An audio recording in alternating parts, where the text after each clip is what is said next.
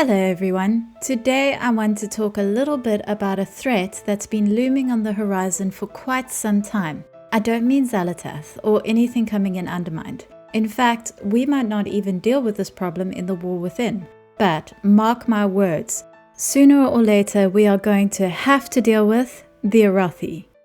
Now, hold on, you're saying. The Arathi of Hallowfall are our allies in the war against Xalatath, and so far we've gotten along with them very well. Discovering the fact that the Arathi still live has been especially exciting for the Alliance, as the very first human empire was the Empire of Arathi.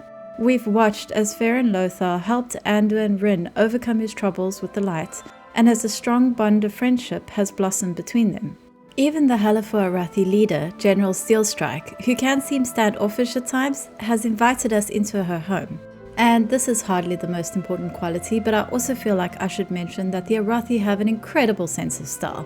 Like, they carry shields with burning torches on them. Actual burning torches! You really don't get much cooler than that. They also have this super cool glowing crystal that arguably makes their zone the best zone in Khazalgar. So, what's the problem? Why on earth would the Arathi be a threat?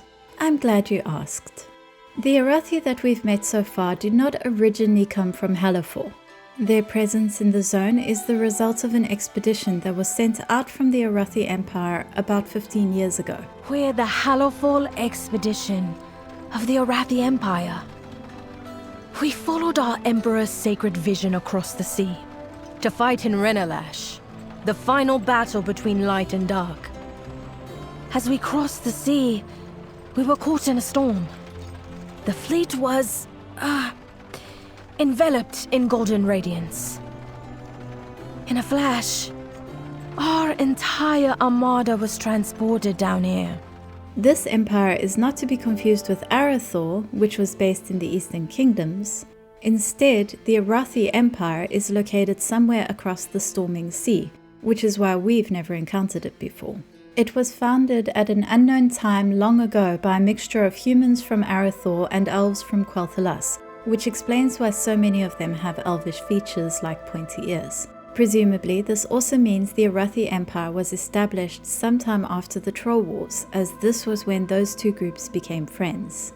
And I'd just like to remind everyone that an Arathi veteran from the Troll Wars of our own has accompanied us to Khazalgar, the undead mage Merrill Fellstorm. He was one of the founding members of the Council of Tirisfal, but even more interestingly, he was one of the 100, the first human mages ever to exist, who were taught arcane magic by the High Elves during the Troll Wars. This actually makes Merrill an Arathi human originally, from the ancient empire of Arathi, which is not to be confused with the Arathi Empire. Regardless, almost from the moment we first arrived in Hallowfall, there have been hints that, one day, the Arathi Empire, and its emperor, are going to become a problem. The very first hint is actually so subtle it's incredibly easy to miss. During Hallowfall's main campaign, when Anduin first realizes Farron's surname is Lothar, he immediately assumes she must be a noblewoman of extreme importance, a lady or possibly even more. That's because the Lothars are descended from Thoradin, the original king and founder of the Empire of Arathi. Anduin's namesake, Anduin Lothar, was the last known descendant of this ancient line of kings, at least until now. Farron, however, is quick to correct Anduin. She acknowledges that her family is noble, but from her comments, they've long since fallen on hard times. Did I hear that right earlier? You're, Lothar? You know the name? Know it. I was named for Anduin Lothar, one of Stormwind's greatest heroes. He was close friends with my grandfather, King Lane Wrynn. Few names hold higher esteem. You must be a lady, or... Oh no, don't you start using formalities on me. My family is noble, but it's been long since we've seen great fortune. In the Eastern Kingdoms, the name Lothar carried political weight until the end. But by the sounds of it, Farron's family hasn't just lost any major influence, they're broke. Meanwhile, the Arathi Empire still has an emperor, but he's clearly not a Lothar. This by itself isn't necessarily a big problem. There are hints that Farron's family are not particularly nice people. She snuck into the Hallowfall expedition partly to get away from them after all. I was never even supposed to be in Hallowfall. I stowed away to escape a family that only ever saw me as a failure. So maybe her family's current fortunes are their own doing. There's also evidence that the Lothars' fall from grace is relatively new. According to the Big Book of Arathi idioms, a Duke Lothar once annexed the island of New Light, sparking an economic boom in the empire. So you have to wonder, what happened to the Lothars' fortune between then and now? Intriguingly, we actually know the Arathi Emperor's name thanks to a large tome that can be found in the Church of the Sacred Flame. It's written in the Arathi language, but it can be translated, and it reads, "In the 342nd year of glorious dominion, His Holy Radiance, Emperor Thoradin IX, by sovereign edict, did ordain the assembly of the Hallowfall expedition to traverse the storming sea." So, the emperor's name is Thoradin, like Lothar's ancestor, which means one of two things. Either the emperor is not from Thoradin's bloodline but uses the name to establish a claim to the Arathi throne, or the emperor is from Thoradin's bloodline, but some split in the family left the Lothars specifically penniless despite their ancestral ties to the emperor. I mean, okay, Farron didn't say penniless, but no great fortune when your cousin is the literal emperor of an empire does kinda suggest the same thing. Either way, the implication is that the Arathi emperor has reason not to be particularly fond of the Lothars, and Farron could even have the potential to be a threat to his position. And we like Farron, so that's something to consider, though she herself seems as loyal to the emperor as any other Arathi, which is very loyal. Right from the beginning, Farron tells us that the Arathi of Hallowfall are there because they followed the Emperor's vision, Beladar. In a book about the same subject, we learn that from the foundation of their empire, the Arathi emperors have interpreted divine visions from the sacred flame, so the light, and the Arathi believe that the empire flourished because of this guidance. The Arathi are in Hallowfall because the Emperor saw a vision not only of a star but of a final battle, Renelash, between the darkness and the light, and sent an expedition to take part in that battle. So Thoradin IX is both Emperor and Prophet, and while you might think that this means he's similar to someone like Prophet Velen, a thoughtful leader, a priest rather than a king, that would be a mistake. From the way the Arathi speak, it's very clear that they follow their emperor not only as loyal subjects, but as a religious expression of their faith. Look at some of these lines in the book about Beladar. Our faith remains steadfast. Sacred flame grant us strength. The emperor never foresaw our survival. The Arathi are willing to follow the emperor's commands to their own death, and when they do, well, a weathered tome records the final words of a dying Arathi. My life for the empire, my life for the emperor. To the Arathi, the empire, the emperor, and the light are all part of the same religion, a religion that shapes their entire worldview. Back to the main questline, where the next hint at the Arathi becoming a problem at a later stage is just a small but insightful comment from Anduin. While considering the Arathi, Anduin is astonished to hear about a whole empire flourishing across the sea. But despite the fact that he's no longer king, he clearly still thinks like one, because rather than just be amazed, he understands the inherent threat that might be implied. When we ask him his thoughts on the Arathi, he tells us, "Honestly, I'm still reeling. I didn't expect to find that there's an entire empire across the sea when I started on this journey. The Arathi empire of our world collapsed so long ago and has dwindled down to the smallest remnant now. To find that the empire continued to flourish across the sea. But still, we are dealing with such a small portion of the Arathi. Are they normally this friendly, or do we need to be worried?" Anduin is concerned that the only reason these Hallowfall Arathi seem friendly is because they have to be. It's a small force who need our help in the fight against Xalatath and the Nerubians. But an entire empire who doesn't need to be friendly might be a different story. And in fact, Farron outright confirms this suspicion later on.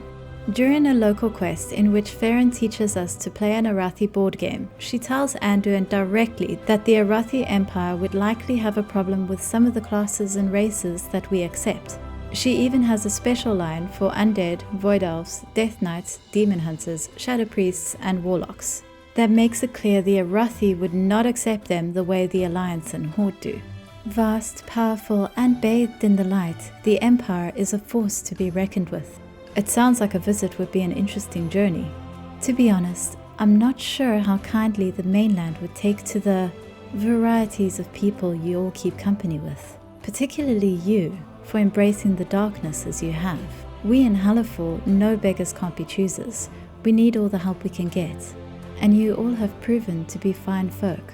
But the Empire is not so open-minded or so desperate. The Arathi's attitude is simple enough to understand. They worship the light, and so object to anything that they see in opposition to the light. And this is fine when it comes to them making personal choices for themselves. It's also manageable when we're in a position to help and therefore influence them. In the side quest Suspicious Minds, the Arathi Daryl Fane is outright hostile if you're one of the aforementioned races, but still unfriendly regardless, until we prove ourselves by helping him out.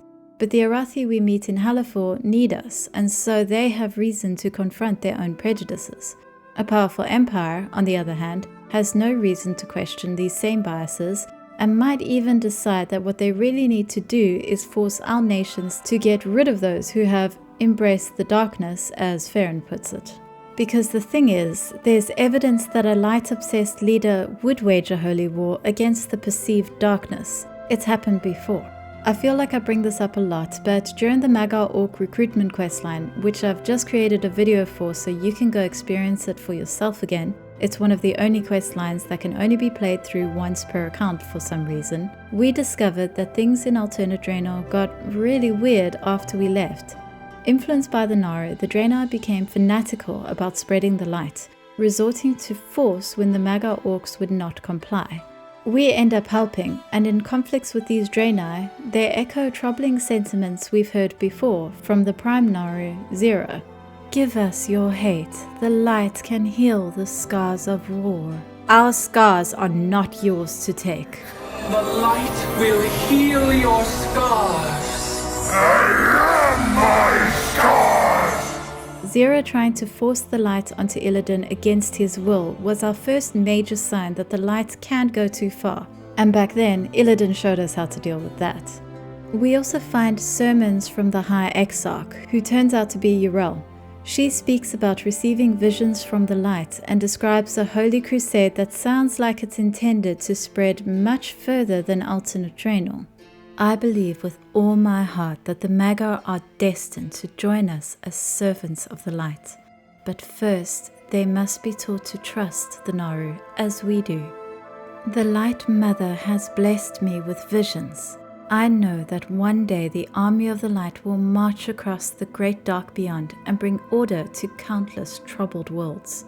It's interesting that Yrel speaks about bringing order to countless worlds. It isn't capitalized, so this wording choice might not have anything to do with the cosmological force of order, but still, bringing order to the universe is exactly what the Titans have been up to.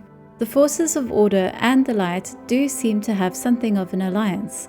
Keeper Tyr and Keeper Odin are both strongly associated with the light, and the chronicles, which are written from the Titan perspective, only seem to have good things to say about the forces of the light. And, Order also gets a bit carried away when it comes to their goals.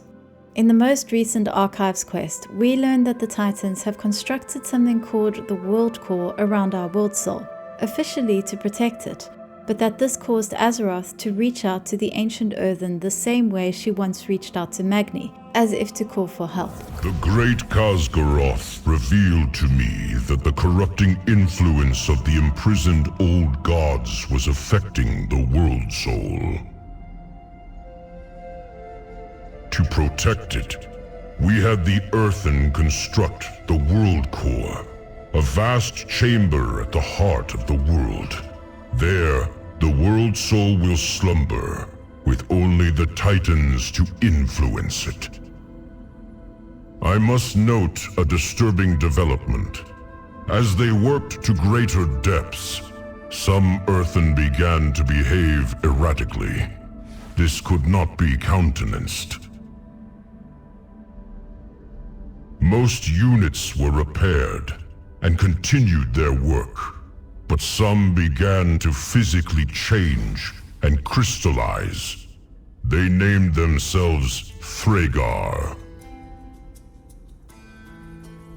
These faulty units were so greatly affected that they rebelled against us, attacking and damaging the World Core. In the course of studying them, it was determined that long exposure to the World Soul's energies led to the changes exhibited in their core directives. If we cannot prevent this from happening, it will prove catastrophic to not only the World Core, but to the Manifold itself. Measures must be taken. I do not recall this happening.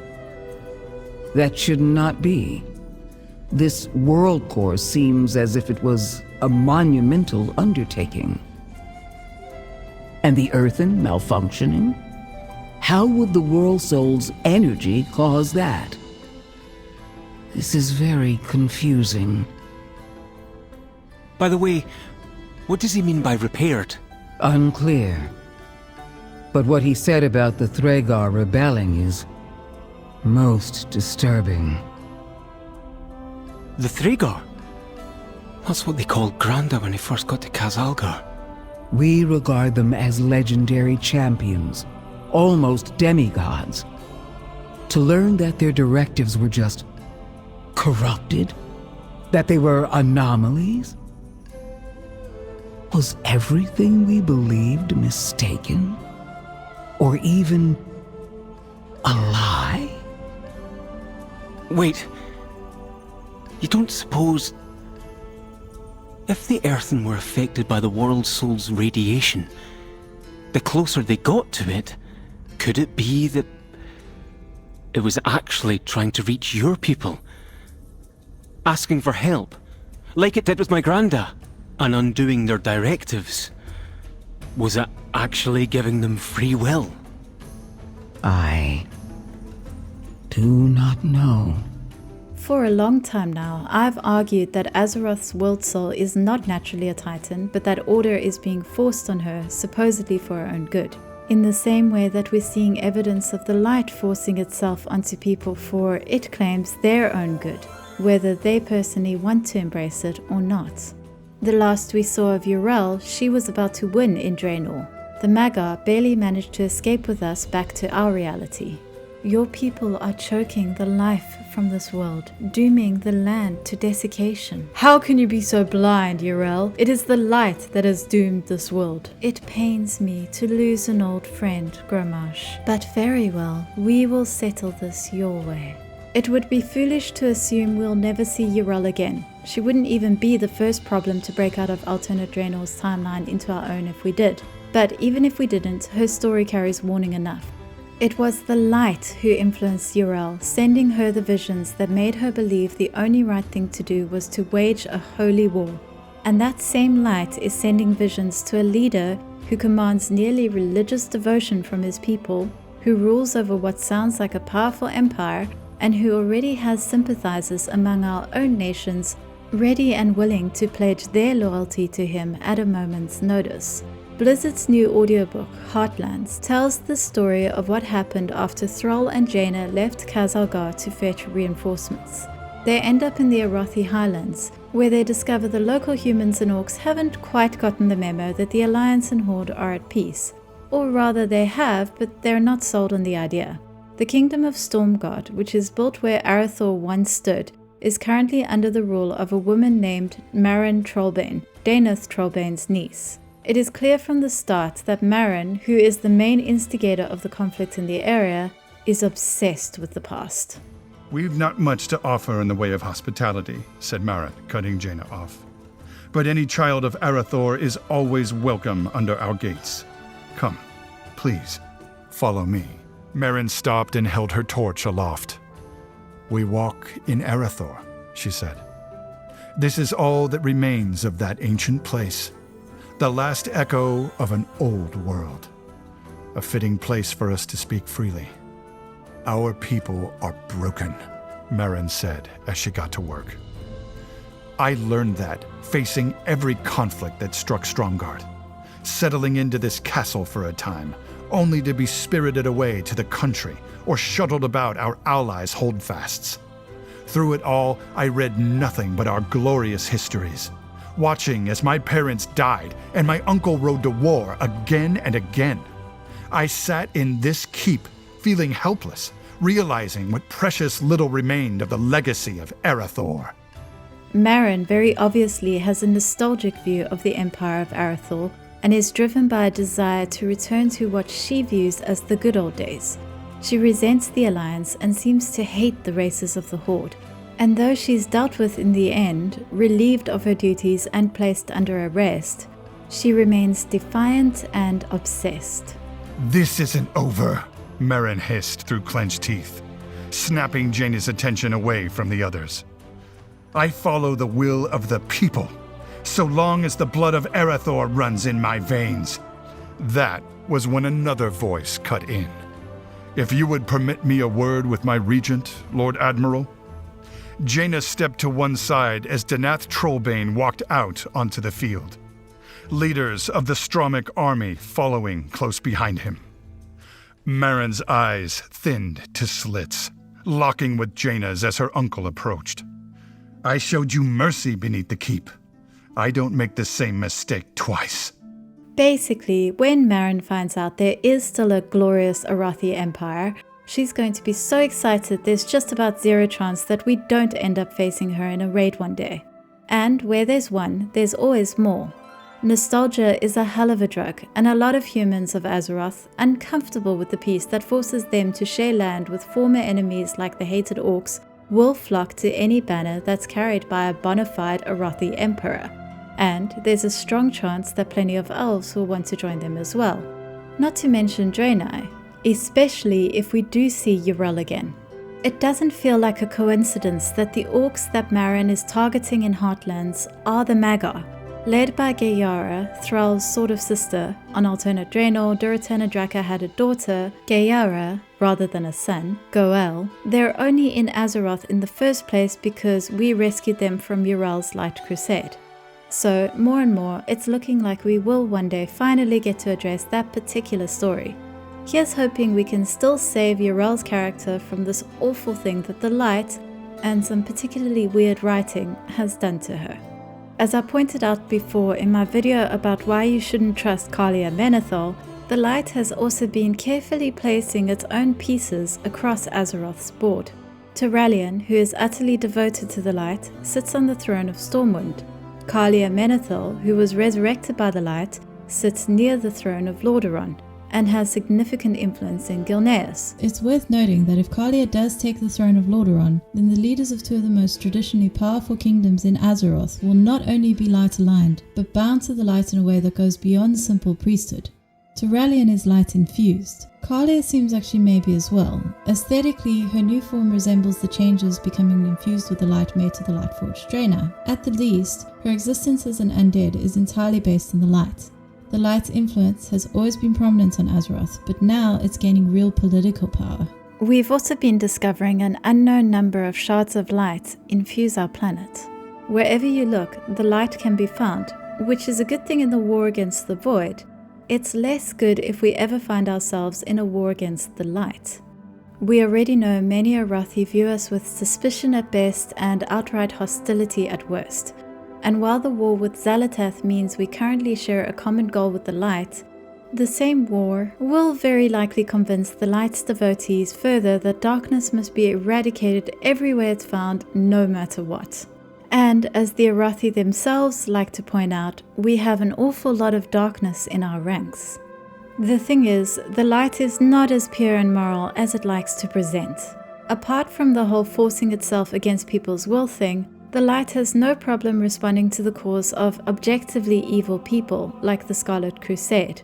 All that matters is conviction. The conviction that causes people to go out and slaughter thousands of innocents in the name of bringing peace and order to the world is perfectly fine as far as the light is concerned. Now imagine the Scarlet Crusade, but an entire empire. It does make me wonder if Renilash, the Arathi's final battle between the darkness and the light, will be against Xal'atath. or if it's actually a prophecy about the war against us.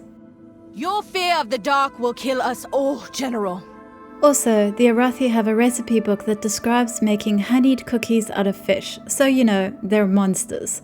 Hail Xalatath. If you enjoyed this video, feel free to like, subscribe, comment, all that good YouTube stuff. You can also support me on Patreon. It's these wonderful people whose names you're seeing right now who help keep this channel alive. Finally, you can find me on Blue Sky and Twitch, where I'm always happy to talk about all things lore. So while that's all for now, hopefully I'll see you again soon.